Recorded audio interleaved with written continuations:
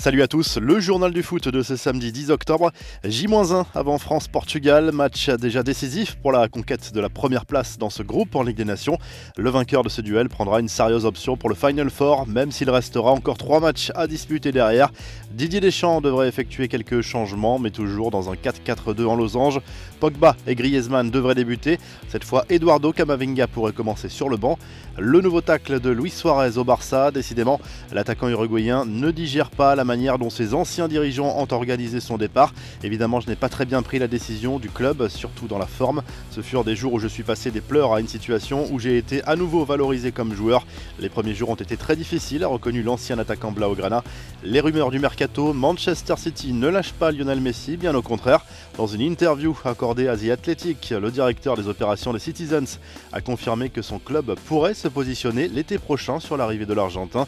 Il y a bien une condition indispensable pour que cette opération se réalise, que Messi ne prolonge pas son contrat en Catalogne. Eduardo Camavinga n'a pas fini d'affoler le marché des transferts. D'après Tuttosport, le Real Madrid n'est pas le seul cadre européen à suivre de très près le crack du Stade Rennais. Le milieu de terrain de l'équipe de France plaît beaucoup à la Juve également. Les infos en bref, ce rapport inquiétant publié par la FIFA sur le dernier mercato d'été. Le football mondial a bien été touché de plein fouet par la crise. Les clubs ont dépensé près de 2 milliards de dollars de moins que l'an dernier. L'Angleterre a été la moins impactée avec plus d'1 milliard d'euros dépensés.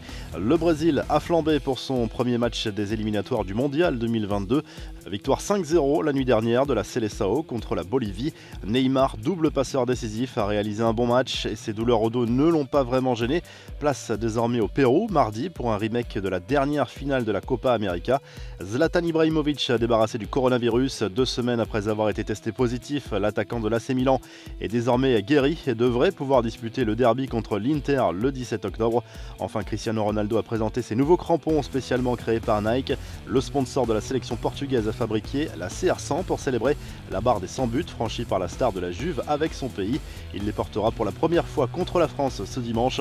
La revue de presse direction l'Italie où le Corriere dello Sport consacre à nouveau sa une à l'énorme polémique autour de la rencontre entre la Juve et le Napoli qui n'a pas pu se disputer dimanche dernier en raison de 2 cas de Covid détectés dans le camp napolitain. Les deux clubs campent sur leur position.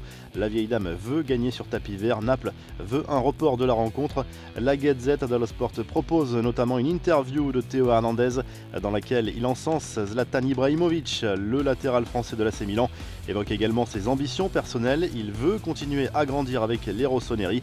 En Espagne, le journal Sport se penche sur l'avenir d'Ousmane Dembélé dont le contrat court jusqu'en juin 2022.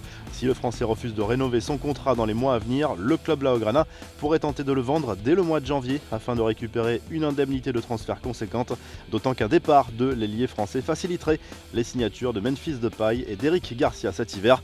Vous retrouvez l'actu foot sur topmercato.com, l'appli Top Mercato et à très vite pour un nouveau journal du foot.